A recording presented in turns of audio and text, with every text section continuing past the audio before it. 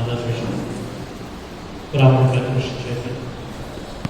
అలాగే మరి సంఘ సభ్యులు, అధ్యక్షులు, గౌరవ అధ్యక్షులు, ఉపాధ్యక్షులు, అందరి సభ్యులకి పేరు పేరున నమస్కారం తెలియజేసుకుంటూ, చాలామందికి చాలా వరకు సందేహాలు తీరిపోయి ఉంటాయి కృష్ణ గారి ఉపన్యాసం. అయినప్పటికీ అది పొద్దున మాసి మెసేజ్ పెట్టాడు, చూడగానే బ్రాహ్మణ కార్పొరేషన్కి ఇక్కడికి ఎంటర్ కనపడలేదు ఏమైంది. అలాగే అందరూ కూడా కొంత దాంట్లో కన్ఫ్యూజన్ మాకు వాస్తవే.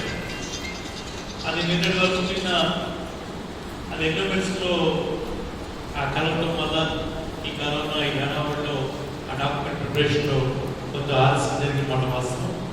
దాని మీద ఈరోజు ఉదయం వాళ్ళని వెళ్ళినప్పుడు 1,47,000 కోట్లు 141 కోట్లు 37,000 దాంతో ఒక ప్రతిపాదన ఉంది అరడు తీసుకున్నాం.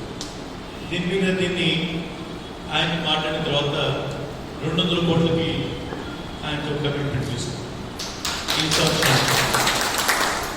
అంటే ఈ 141 కోట్లకి ప్రత్యేకంగా ఏంటంటే ఎక్కువగా మనకి గతంలో కూడా నేను ఆ ఉపన్యాసంలో చెప్పుకునేవాడిని, ఈజీఎంలో చేసినట్టుగా కార్పొరేషన్ ద్వారా ప్రభుత్వం ఇవ్వాల్సినటువంటి పెన్షన్స్, ప్రభుత్వం ఇవ్వాల్సినటువంటి ఫీజు రీంబర్స్మెంట్, పేరు మార్చి అసలు కష్టపడి అసలు భారతీయ మనం అవే వాటిని ఇక్కడే తీసుకుంటాం.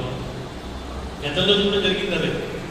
గతంలో ఈ 2 పెన్షన్లు ప్రభుత్వం దగ్గర ఒకటి ఇక్కడ ఒకటి లేదు కాబట్టి ఎక్కడో ఒక దగ్గరే అది అకౌంట్ ఫర్ అవుతుంది. అయితే చిన్న వెసులుబాటు ఏమైందంటే గతంలో మనం ఎంపీ ఆఫీస్లో ఎంఆర్ఓస్కి తిరిగి వెళ్ళి పెన్షన్ రాయించుకోవడం కొంచెం ఇబ్బంది పడేవాడు. అలా కాకుండా గత ప్రభుత్వంలో మనకి కార్పొరేషన్ ఏర్పడిన తర్వాత ప్రసాద్ అన్నట్టుగా మన కింద కోఆర్డినేటర్ వ్యవస్థ వల్ల కొంత వాళ్ళకి టచ్లో ఉండి వాళ్ళందరికీ కూడా పెన్షన్స్ ఇవ్వడం అనేది ఇప్పించడం అనేది కొంత జరిగింది. ఈరోజు దాన్ని రిప్లేస్ చేస్తూ మనకి ప్రతి 50 ఏళ్ళకి ఒక వాలంటీర్ ఆల్రెడీ వచ్చాడు. ఈ వాలంటీర్ ప్రతి 50 ఏళ్ళకి వెళ్ళి వాళ్ళకి ఏమున్నాయి, ఏం లేవు, వాళ్ళ స్థితిగతులు ఏంటి, వాళ్ళ పరిస్థితులు ఏంటంటే పూర్తిగా అధ్యయనం చేసి ప్రభుత్వానికి అందజేస్తూ ఉన్నాడు. ఆ క్రమంలోనే అనేక పథకాలు ఈరోజు కులాలకు అతీతంగా, మతాలకు అతీతంగా అందరికీ కూడా చేతులైనటువంటి మాటని అందరూ మాటలు చెప్పారు.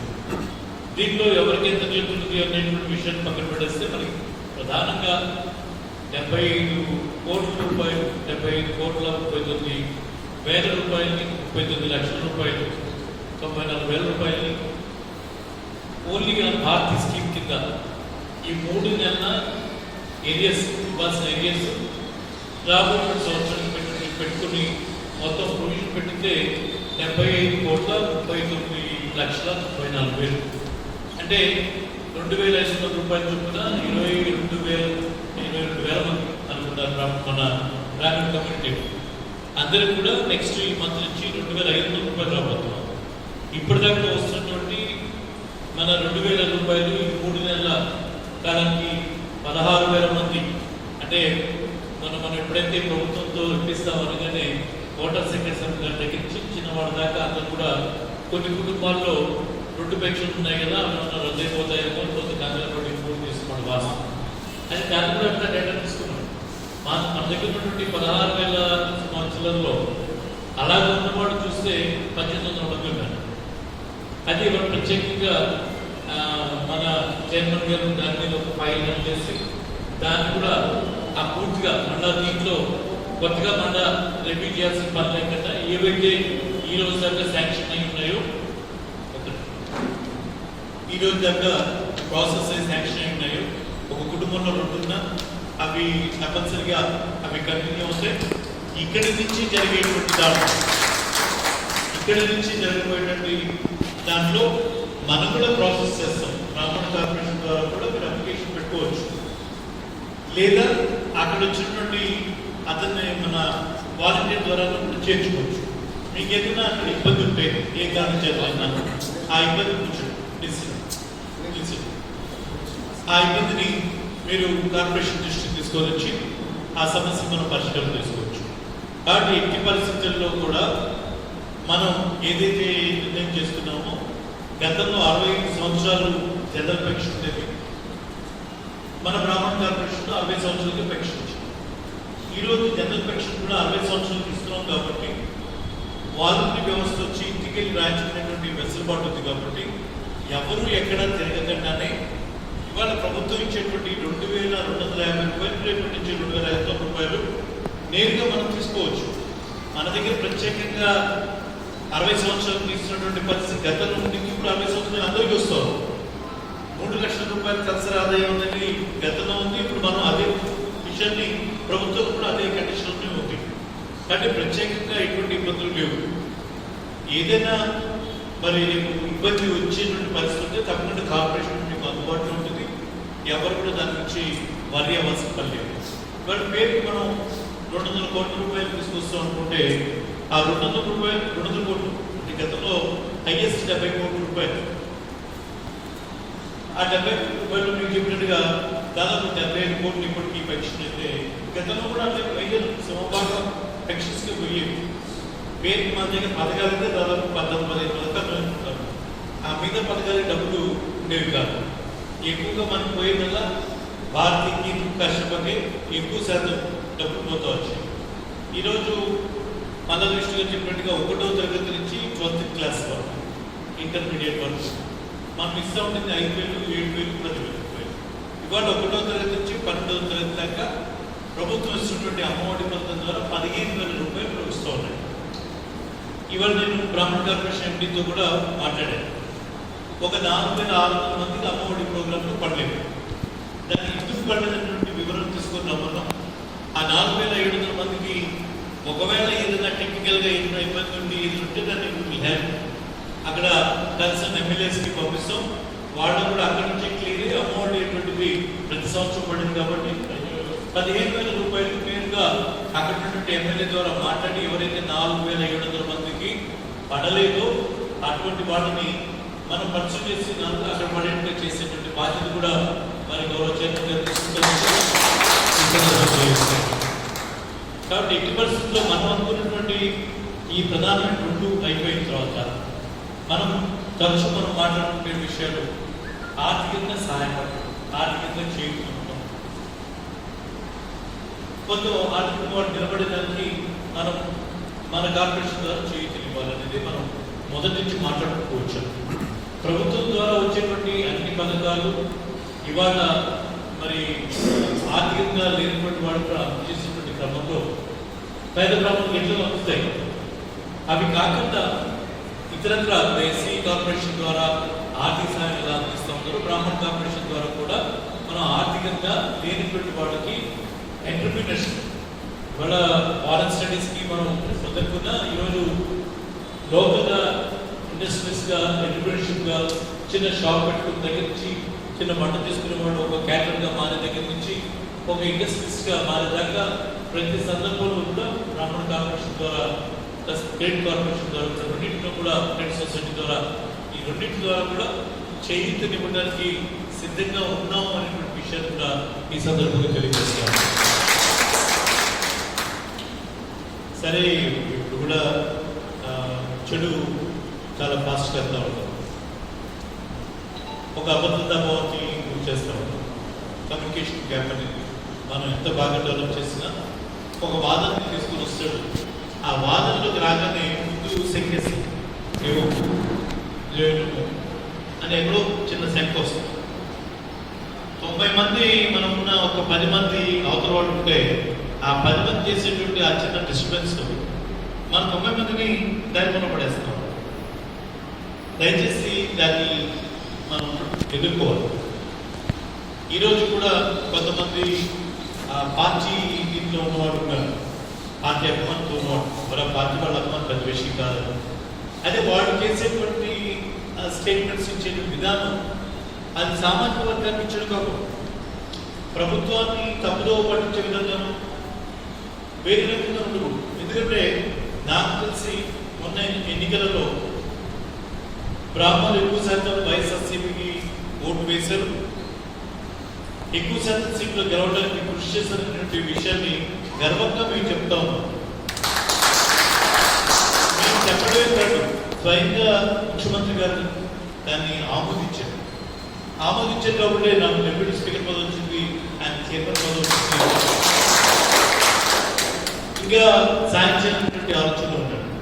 ఒక సాయం చేద్దాం అనేటువంటి ఆలోచన వ్యక్తిని లేకపోతే మా గౌరవ అధ్యక్షురాలు విజయం గారు ఆ ప్రోత్సాహంతో కరోనా సమయంలో పేద బ్రాహ్మణులకు సాయం చేయాలనేటువంటి మాట ఎక్కడి నుంచి వచ్చిందంటే విజయం గారు ముద్ర తీసుకున్నారు.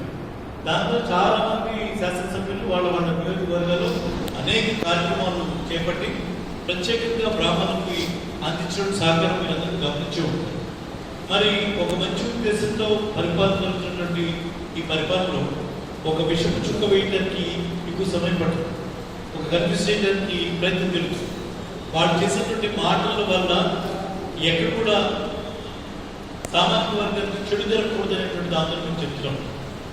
ఎక్కడ కూడా ప్రభుత్వం మీద మన అనవసరమైనటువంటి మాటలు ఎవరో దీంట్లో విని కన్ఫ్యూజ్ అయ్యి మాట్లాడటం వల్ల ఎవడో రాష్ట్రాన్ని చదివిన దాంట్లో ఎవరంటే ఎక్కువ శాతం మంది మనం తెలుగుదేశం చేసామని బ్రాహ్మణ కార్పొరేషన్ రద్దు అయిపోతుంది అనేటువంటి మాట ఎవరు రాశాడు. ఇప్పుడు అది నిజమా మేము చెప్తున్నది నిజమా? ఇప్పుడు బ్రాహ్మణులు ఎక్కువ మంది వైఎస్ఆర్సీపీ ఓటు వేసేది కాళ్ళకి బలం పట్టుకొని ఉన్నటువంటి 13 జిల్లాలు తిరిగి అందరికీ చెప్పి అందరినీ మార్చి ఈరోజు బ్రాహ్మణులకి 3 శాసనసభ్యులు తెచ్చుకున్నాం, 4 అవకాశం తెచ్చుకున్నాం, 2 గెలిచాం. మరి ఇంతమంది వల్ల గెలిచింది పార్టీ ఎంతకు వచ్చింది మనకు ఉండే ధైర్యంగా చెప్తున్నాం. ఇవాళ వాడు చెప్పేటువంటి మాటలు ఎలా ఉన్నాయి? ఇవాళ తెలుగుదేశం ఓటు వేసారు కూడా తీసాను ఒక మాట లేదు, వెలుగడంతే పోయింది మాట పోయిపెట్టాడు. అసలు ఈరోజు పెట్టిన మాటలో వాడనే మాట తెలుగుదేశానికి బ్రాహ్మణులు ఓట్లేసాడు. ఎవడు చెప్పాడే? వాడన్న మాట చెప్తారు. కాబట్టి ఈరోజు మనం వాళ్ళు వేశారు కాబట్టి బ్రాహ్మణ కార్పొరేషన్ నిధులు లేకుండా అదే నేను చెప్పేది ఏంటంటే ఇలాగ మాట్లాడే వాళ్ళకి వాట్సాప్లో వాటిలో మాట్లాడుకునేటప్పుడు మనకి జరిగేటువంటి ప్రమాదం చెప్తున్నాను. ఇవాళ ఇంత కష్టపడి మనం పనిచేసి నిజంగా 2014లో బ్రాహ్మణ సామాజిక వర్గం వైఎస్ఆర్సీపీ కొంత దూరం ఉన్నమాట భాష దాన్ని మార్చి తీసుకుని ఈరోజు 2019 వచ్చినప్పటికీ మన ప్రమేయంతోనే పార్టీ అధికారంలోకి వచ్చినటువంటి విషయాన్ని గౌరవ అధ్యక్షుడు అంగీకరించిన పరిస్థితిలో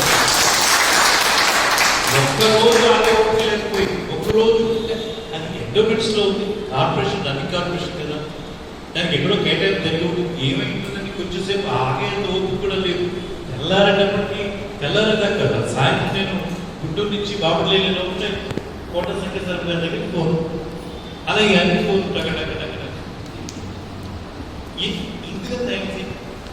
ఇప్పుడు ఎక్కడ గతంలో ఎప్పుడు అడిగిన చెప్పులేదు. ఈరోజు విద్యల శాస్త్రంలో ఉన్నాం, సభలో ఆయనకి కుడియడంలో ఉన్నాం. ఆ మాటగా జగన్మోహన్ రెడ్డి గారు తప్పకుండా ఈ జాతికి న్యాయం చేస్తారు, మా గౌరవం నిలబెడతారని మేము నమ్ముతున్నాం. ఆ ధైర్యంతో కూడా నేను వెళ్ళి ఆయనకి కూర్చొని అడిగితే ఆయనే అప్పటికప్పుడు మరి అందరినీ పిలిపించి మీటింగ్ పెట్టి అది ఏం జరిగింది, ఎందుకు జరిగిందని మొత్తం తీసి మొత్తం వివరంగా మళ్ళా దీనికి 200 కోట్ల రూపాయలు అంటే దాన్ని ఆ పేజెస్ లోపల పేజీ వెళ్ళిపోయింది. మొన్న లాస్ట్ బడ్జెట్లో ప్రత్యేకంగా మనం కార్పొరేషన్కి కింద దొబ్బదీపు నైవేద్యం 2 కోట్స్లో అక్కడ ప్రత్యేకంగా చూపించడం వల్ల మనం బాగా గర్వంగా చెప్పుకున్నాం. ఈసారి అది మొత్తం తీసుకెళ్ళి ఎండోమెంట్స్ ఖాతాలో పెట్టడం వల్ల మనకి ఆ కన్ఫ్యూషన్ వచ్చింది. సో మేమేం చెప్పామంటే ధూపదీప నైవేద్యాలు అనేది మన గవర్నమెంట్ ప్రోగ్రామ్ కింద అది జరగనివ్వండి, కార్పొరేషన్కి మాకు ఈ అందుబాటులో తీసుకురండి. ఈ పథకాలు ఇచ్చేటువంటి పథకాల ద్వారా మా సామాన్య వర్గాన్ని ఎంత ఉందో మానవాళ్ళండి ఈ సామాన్య వర్గానికి కూడా తెలియాలి. మన వాటా కింద ఎంత వస్తుంది, ఈ ప్రభుత్వం నుంచి మాటలో ఎంతమందికి దీని ద్వారా లబ్ధి చేకూరుతున్నటువంటి విషయం కూడా తెలియజేసిన బాధ్యత కూడా శాసనసభ్యులుగా మా మీద ఉంది. కాబట్టి ఖచ్చితంగా ఈ పథకాలన్నింటినీ కూడా దీని ద్వారా నేను రూట్ చేయండి.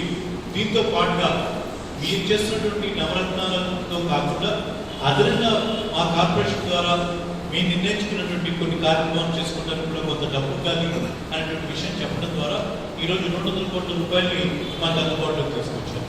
కాబట్టి దయచేసి ఎవరు కూడా ఎక్కడ ఎవరైనా వాళ్ళ ప్రయత్నం చేస్తుంటారు, ఆ ప్రయత్నాన్ని గట్టిగా తిప్పుకోండి.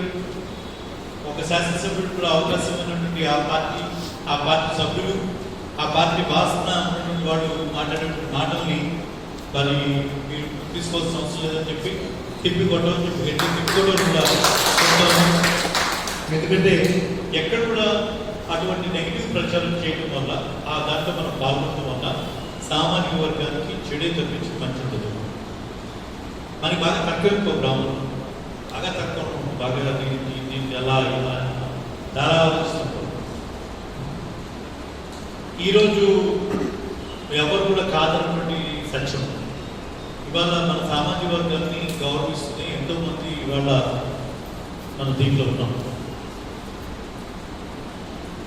మాకు దొరికేటువంటి గౌరవం అంటే సామాజిక వర్గానికి ఇచ్చేటువంటి గౌరవం. ఇదే ఒక రఘుపతికో, ఇది కృష్ణకో, లేకపోతే ఒక ద్రోణరాజు శ్రీనివాస్కో అంటే అక్కడ వ్యక్తులు కాదు. ఆ సామాజిక వర్గంలో కూడా దృష్టిలో పెట్టుకుని మాకు ఇస్తున్నటువంటి గౌరవం భావిస్తున్నాం. అంటే ఇవాళ ప్రసాద్ అడిగినా అక్కడ సభ అవుతూనే పరిగెత్తుకుంటూ ఇక్కడికి వచ్చామంటే మా బాధ్యత రావాల్సిన బాధ్యత. సామాజిక వర్గం తరఫున మాట్లాడాల్సిన కాబట్టి మాట్లాడుతాం. సో దయచేసి ఎవరు కూడా ఎటువంటి అబద్ధత భావానికి అవసరం లేదు. సరే, ఇంకా రిప్రజెంటేషన్ పెరగాలి. ఇక్కడితో ఏదో నాకు కృష్ణకి మన శ్రీనివాస్కి అయిపోయింది కాదు. మనం కొన్ని కంపెనీస్లో బ్రాహ్మణ పాత్ర ఉండాలని చెప్పాం. నామినేటెడ్ పదంలో అవకాశం కల్పించుకున్నాం. రాబోయేటువంటి క్రెడిట్ సొసైటీలో దీన్ని ఇంకా విస్తరించడానికి ఆల్రెడీ ప్లాన్ జరుగుతూ ఉంది. గతంలో కోఆర్డినేటర్ వ్యవస్థ ఇంకొక వ్యవస్థ తీసుకొస్తుంది. దానికి గవర్నెన్స్ చైర్మన్గా దాన్ని నడిపించేటువంటి బాధ్యత ఉంది. కాబట్టి దాన్ని ఎలా ముందుకు తీసుకెళ్లాలని చైర్మన్గా తన ఆలోచన పొందు పెడతా ఉన్నాం. ఖచ్చితంగా వీలైనంత తొందరగా దాన్ని ఇంకా ఎఫెక్టివ్గా నేను నడిపించడానికి తీసుకోవాల్సిన కార్యక్రమాలు అన్నీ కూడా తీసుకుంటాడనేటువంటిది నా విశ్వాసం. గతంలో చైర్మన్ ఎవరు అని చాలాసార్లు మా వాళ్ళు అడిగితే నేను చెప్పాను, మల్లాది విష్ణు కన్నా మనకి ఒక చైర్మన్ దొరకడే అందుకన్నా బెస్ట్ చైర్మన్. ఒక సీనియర్ శాసనసభ్యుడు, అనుభవజ్ఞుడు, ఈరోజు నేరుగా పోయి అడిగి సాధించుకోగల సమర్థత ఉన్నటువంటి వ్యక్తి. మరి అంతకన్నా మనకి ఇంకెవరు దొరుకుతారు? ఖచ్చితంగా మల్లాది విష్ణు గారే చైర్మన్ అవుతారని చెప్పి చాలా మంది చెప్పారు. మరి ఈరోజు అటువంటి చైర్మన్ అనుకుంటుగా పైన నేను ఒక డిప్యూటీ స్పీకర్ హోదాలో ఉండగా మనకేదో రాదు కాదు అనేటువంటి కొంతమంది చెప్పేటువంటి మాటలు దయచేసి వెళ్ళదు. మనం చేయాల్సిందల్లా ఏదో అన్నప్రాసంలో ఆవకాయ పెట్టాల్సిన పోదు కదా. ఇవాళ మొన్న కొన్ని పగ్గాలు తీసుకున్నాం. రకరకాల పరిస్థితులు చిన్న తీసేయలేదు. వాళ్ళ రకరకాల కొంచెం మళ్ళీ మన కంట్రోల్ తీసుకొచ్చి కొద్దిగా వస్తుందని క్రమంలోనే ఈ కరోనా చోటు 2 నెలలు మన ఎక్కింది. మళ్ళా కొంచెం మళ్ళా దాన్ని సరి తీసుకొని ముందుకు వెళ్ళేటువంటి క్రమంలో ఉన్నాం. మనం కూడా ఇన్ని సంఘాలతో అనుకున్నాం. ఆ సంఘాలు మళ్ళీ సమావేశపడడానికి టైం సరిపోతాం. ఇట్లా రకరకాలుగా ఉంటాయి. మంచి ఉద్దేశం ఉన్న ఒక మంచి చేయాలనుకున్నా కూడా కొంత సమయం పడుతుంది. కాబట్టి కొంచెం సమయంతో అందరూ ముందుకు వెళ్ళాల్సిందే. మనందరూ కూడా మరొకసారి కోరుకుంటూ ఈరోజు ప్రత్యేకంగా నాకు మళ్ళీ బాపట్ల మీటింగ్ ఉంటుంది. విష్ణునే వెళ్ళాను. కాదు కూడా వస్తాను చదవను రావాలని అడిగితే ప్రత్యేకంగా ఈరోజు నిన్న బడ్జెట్ సమావేశంలో దీంట్లో చిన్న దాన్ని అన్నెసరీగా ఎక్స్పెక్ట్ చేశారు. దాని మీద కాన్ఫిడెంట్గా మీకు చెప్పాలి, న్యూస్ చెప్పాలి. పొద్దు నుంచి ఒక గంట సేపు సీనియర్ దగ్గర చేసిన ఎక్సర్సైజ్ ఫలం 200 కోట్లు మనకు వచ్చిన విషయాన్ని మీ అందరికీ స్వయంగా చెప్పాలనే ఉద్దేశంతోనే నేను కూడా ఇక్కడికి వచ్చాను. దయచేసి ఇంకా దారుణంగా వెళ్దాం. ఎక్కడైనా ఇతర మన దృష్టిగా చెప్పినట్టుగా ఎవరి ఊళ్ళో వాళ్ళు మీ శాసనసభ్యులతో సత్సంబంధాలు పెట్టుకుంటండి. ఎవరైనా ఏ శాసనసభ్యుడైనా అక్కడ ఇబ్బంది కలిగిన పరిస్థితి వస్తే దయచేసి మా దృష్టిలో పెట్టండి. డైరెక్ట్గా ఇంటికి అవుతాను. ఏ శాసనసభ్యుడు కూడా నా మాట కాదనే పరిస్థితి ఉంటుంది. సో దయచేసి అక్కడ ఏదైనా స్థానికంగా ఏదైనా ఇబ్బంది ఉంటే ఆ ఇబ్బందిని నేరుగా బయట పబ్లిక్గా మాట్లాడకుండా నేరుగా నా దృష్టిలోకి తీసుకొచ్చి నా దృష్టిలోకి మన దృష్టిలో కూడా పెట్టి దాన్ని సాల్వ్ చేసుకోవడానికి ప్రయత్నం చేయండి. ప్రభుత్వ పథకాలు మన వాళ్ళందరికీ కూడా అందేటట్టుగా మరింత జాగ్రత్త తీసుకోండి. మరి అలాగే వీళ్ళ గురించి చెప్పిన గతంలో కూడా మనం చాలా చోట్ల ఈ విషయాన్ని మాట్లాడాం. అక్కడ శాసనసభ్యులు మొదలు మాట్లాడాం, రిజిస్టర్లో మొదలు మాట్లాడాం, ప్రతి దగ్గర ఆల్రెడీ మెసేజ్ పంపించాం. సంఘ సభ్యులు కూడా అక్కడ ఉన్నటువంటి జిల్లాలో ఆ నియోజకవర్గాల్లో ఉన్నటువంటి నాయకులతో కొంచెం కోఆర్డినేట్ చేసుకుని ఎంతమంది లబ్ధిదారులు వచ్చారు, దాంట్లో బ్రాహ్మణులు ఎంతమంది వచ్చారు, ఎక్కడ లేఅవుట్ అవుతుంది, ఆ లేఅవుట్లో ఏ పక్క ఇస్తూ ఉన్నారు, కొన్ని చోట్ల అర్బన్ ఏరియాస్లో అపార్ట్మెంట్స్ ఉన్నాయి. మరి మిగతా ఏరియాస్లో మరి సెంట్రల్ ప్లాట్ ఇస్తా ఉన్నాం. చాలా చోట్ల చెప్పాం. ప్రతి దగ్గర కూడా ఒకవేళ అపార్ట్మెంట్ అయినా ఒక బ్లాక్గా, లేకపోతే లేఅవుట్ అయితే ఒక పక్క రోడ్డు ఒక రోడ్డు అటువంటి జనాభాకి ప్రాంతం మీద ఇవ్వమని ఆల్రెడీ డైరెక్షన్స్ ఇచ్చాం. మీరు కూడా అక్కడ ఆ రిప్రజెంటేషన్ పెట్టడం చాలా అవసరం. కాబట్టి తప్పకుండా ఈ అసోసియేషన్ సభ్యులందరూ కూడా ఆ కార్యక్రమంలో దయచేసి మీరందరూ కూడా చురుగ్గా పాల్గొని రేపు జూలై 8 జరిగేటువంటి ఇళ్ల స్థలాల పంపిణీ కార్యక్రమంలో అందరూ కూడా ఇంకే ఇబ్బంది ఉంటే నాకు ఒక్క వారం నైట్లోనే మేము ఈ ప్రాంతాలకు వెళ్ళి ఆ కేటాయింపులు ఎక్కడైనా మిస్ అయినా, లేకపోతే ఎవరైనా అప్లికేషన్ పెట్టుకొని చివరి నిమిషంలో టైమ్స్ చాలా వెళ్ళకపోయినా అలాంటి ఏమైనా ఉంటే అక్కడ ఆ జిల్లా జాయింట్ కలెక్టర్తో చెప్పి తన లాబీ నుంచి ఎవరైనా ఒకరిద్దరు మిస్ అయిన వాళ్ళు ఉంటే అది కూడా పెట్టించేటువంటి కార్యక్రమం చేస్తాం. ఎట్టి పరిస్థితుల్లో ఇది మంచి అవకాశం. మా బాపట్ల నియోజకవర్గంలో నాన్నగారు 3 పర్యాలు ఎమ్మెల్యే చేస్తే 3 పర్యాలు కలిపి ఆయన ఇచ్చింది 5,500 చిల్లర ఇళ్ల స్థలాలు ఇచ్చారు. ఇవాళ నా అదృష్టం చూడండి, ఈ ఒక్క సంవత్సరంలోనే నేను ఇవ్వబోతోంది మొన్నటి పాత లెక్కకి 7,600 మంది, ఇప్పుడు దాదాపు ఒక 1000 మంది ఆడారు. దాదాపు 8,600 మందికి ఇళ్ల స్థలాలు ఇవ్వడమే కాకుండా పూడ్చి రోడ్లు వేసి స్ట్రీట్ లైటింగ్ ఇచ్చి రిజిస్ట్రేషన్ చేసి అప్పచెప్పుకోవాలి. నాకైతే ఇళ్ల స్థలంలో మొరమొనంగా ఇంకా అప్పచెప్పారు, ఇంకా పూడికి లేవు. ఇప్పుడు అప్పుడు ఒక ఎమ్మెల్యే వచ్చి అప్పుడు పూడ్చి అప్పుడు అట్లా జరుగుతుంది. ఈరోజు మేము మొత్తం పూడ్చి రోడ్లు వేసి దాన్ని రిజిస్ట్రేషన్ కూడా చేసేటువంటి అవకాశం వచ్చింది. కాబట్టి మన వాళ్ళందరూ కూడా దయచేసి పేదన్నప్పుడు ఆరోగ్యంలో ఉన్నటువంటి ప్రతి ఒక్కరు కూడా దీన్ని సద్వినియోగం చేసుకొని ఏదైనా ఇబ్బంది ఉన్నా తక్షణ మళ్ళా కాల్ బ్యాక్ చేసి ప్రాబ్లమ్ సాల్వ్ చేసుకుని మీరు ఉపయోగించుకొని మరొకసారి మేము కూడా తెలియజేస్తాం.